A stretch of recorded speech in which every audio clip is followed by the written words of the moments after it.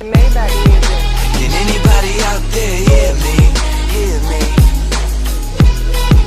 'Cause I just wanna say okay, अस्सलाम वालेकुम guys. तो कल हम लोगों ने बात की थी सिमेंटिक टैग्स के बारे में, ठीक है। और आज हम लोग देखेंगे कि हम अपनी वेबसाइट के अंदर ऑडियो टैग का कैसे यूज़ कर सकते हैं। जो ऑडियो है अपनी वेबसाइट के अंदर, अगर हमको ऑडियो सिस्टम लगाना हो, हमने वीडियो की बात की थी, हम लोगों ने इमेजेस की बात की थी। अब बात कर लेते हैं कि हम ऑडियो टैग कैसे यूज़ कर सकते हैं। अगर हमें अपनी वेबसाइट के अंदर कोई ऑडियो लगाना है तो वो कैसे लगा सकते हैं। मैं क्या करता हूँ, एक न्यू फाइल बनाता हूँ audio.html की।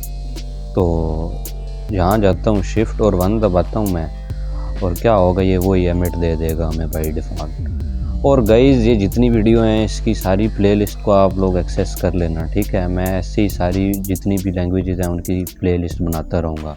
आप जाके स्टार्ट से उसको देख लेना, और ज़रूर सब्सक्राइब चैनल को भी कर लेना यार। ऑडियो लिख लेता हूँ और नीचे आता हूँ और यहाँ पे एक हेडिंग बना लेता हूँ H2, this is audio in HTML, okay. तो इसको मैं क्या करता हूँ, इसको मैं ओपन विद लाइव सर्वर के अंदर ओपन कर लेता हूँ, और ये क्या होगा, ये हमारा ओपन हो जाएगा, दिस इज़ ऑडियो। अब बात कर लेते हैं कि अपनी वेबसाइट के अंदर हमको ऑडियो कैसे लगाना है। तो यार, हर बार की तरह इसका भी एक टैग ही है ऑडियो का। मैं क्या करूँगा, इसको ऑडियो लिखूँगा और ये आ जाएगा। अब वो पूछ रहा है कि सोर्स पाथ किधर है आपकी फ़ाइल जो आप लोगों ने यहाँ लगानी है ऑडियो की। तो मैंने गई ऑलरेडी फ़ोल्डर्स के अंदर ऑडियो नाम, म्यूज़िक नाम की एक बना के रखी हुई है इसके अंदर, ये देखो। तो आप लोगों को भी रख लेनी है, ठीक है। मैं क्या करता हूँ, डॉट और VS कोड के अंदर अगर मैं बैकस्लैश दबाता हूँ तो ये हमें बाई डिफ़ॉल्ट जो वो दे देता है लिस्ट बना के, ठीक है। ऐसे किया मैंने, ये देखो music.mp3। इसको अगर मैं सेव करता हूँ और यहाँ पे आता हूँ तो ये देखो इसने बिल्कुल भी शो नहीं की। अब इसकी वजह क्या है, आप लोगों को बताया था गाइस मैंने वीडियो के अंदर कि अगर हमें कोई भी चीज़ शो करनी हो, वीडियो अगर हमें शो करनी हो, तो उसको हमें क्या करना पड़ता था, एक और इसके अंदर होता था, वो हमें क्या वीडियो के अंदर हमें क्या देना पड़ता था, कंट्रोल एट्रीब्यूट जो उसका था, कंट्रोल। मैं कंट्रोल्स देता हूँ इसके अंदर भी, तो क्या होगा ना, अब ये चीज़ शो हो जाएगी, सही है। ये देखो, ये ठीक है। और अगर इसी को बाय डिफ़ॉल्ट मैं म्यूट करना चाहता हूँ तो इसको भी मैं म्यूटेड कर सकता हूँ। तो ये देखो बाय डिफ़ॉल्ट म्यूटेड है।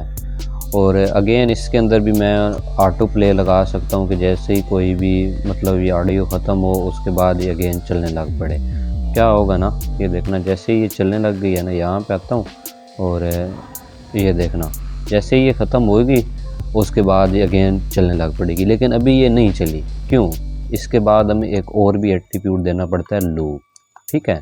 अब मैं सेव करता हूँ और यहाँ आता हूँ, और अब यहाँ पे आता हूँ तो यहाँ देखना, ये यहाँ पे आएगा। जैसे ये ख़त्म होगा उसके बाद ये इसको मैं थोड़ा सा यहाँ तक कर लेता हूँ, ठीक है। तो वो देखो अगेन चलने लग पड़ा है। तो ये इसके अंदर कुछ एट्रीब्यूट्स हैं गाइस, और ये ऑडियो टैग होता है बस, ठीक है। मैं क्या करता हूँ, इसको स्टॉप कर लेता हूँ, और अगर आपको अपनी वेबसाइट्स के अंदर ऑडियो यूज़ करना हो तो आप लोग ऐसे यूज़ कर सकते हो। तो आज के लिए इतना ही गाइस, उम्मीद करता हूँ आप लोगों को ये वीडियो भी बहुत ही अच्छी लगी होगी। छोटी सी थी लेकिन बहुत काम की थी, ठीक है गाइस। टेक केयर, अल्लाह।